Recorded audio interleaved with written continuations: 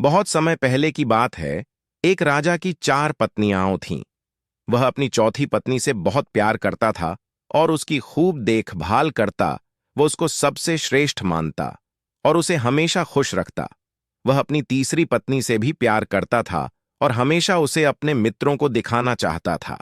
हालांकि उसे हमेशा डर था कि वह कभी भी किसी दूसरे इंसान के साथ भाग सकती है। वह अपनी दूसरी पत्नी से भी प्यार करता था। जब भी उसे कोई परेशानी आती तो वह अपनी दूसरे नंबर की पत्नी के पास जाता और वो उसकी समस्या सुलझा देती। वह अपनी पहली पत्नी से प्यार नहीं करता था, जबकि पत्नी उससे बहुत गहरा प्यार करती थी और उसकी खूब देखभाल करती।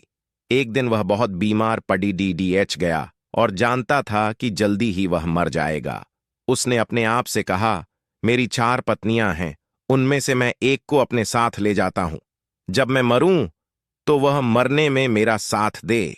तब उसने चौथी पत्नी से अपने साथ आने को कहा तो वह बोली, नहीं, ऐसा तो हो ही नहीं सकता, और चली गई। अपनी चौथी पत्नी के इन शब्दों ने राजा के दिल को चीर दिया था। वे बहुत दुखी हुए। उसने तीसरी पत्नी से पूछा तो वह बोली कि जिंदगी बहुत अच्छी है यहां। जब तुम मरोगे तो मैं दूसरी शादी कर लूंगी। ये सुनकर तो राजा का दिल और भी कमजोर हो गया था। उसने दूसरी पत्नी से कहा तो वह बोली, माफ कर दो, इस बार मैं तुम्हारी कोई मदद नहीं कर सकती। ज्यादा से ज्यादा मैं तुम्हारे दफनाने तक तुम्हारे साथ रह सकती हूं। अब तक उसका दिल बैठ सा गया और ठंडा पड़िडाच गया। तब एक आवाज आई, मैं तुम्हारे साथ चलने को तैयार हूं। तुम जहां जाओगे मैं तुम्हारे साथ चलूंगी। उस राजा ने जब देखा तो वह उसकी पहली पत्नी थी।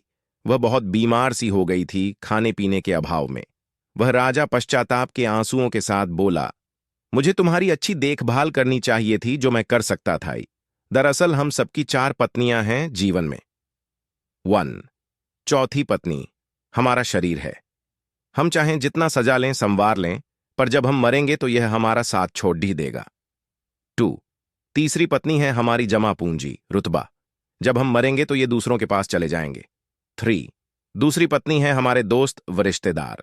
चाहे वे कितने भी करीबी क्यों ना हों, हमारे जीवन काल में मरने के बाद हद से हद वे हमारे अंतिम संस्कार तक साथ रहते हैं।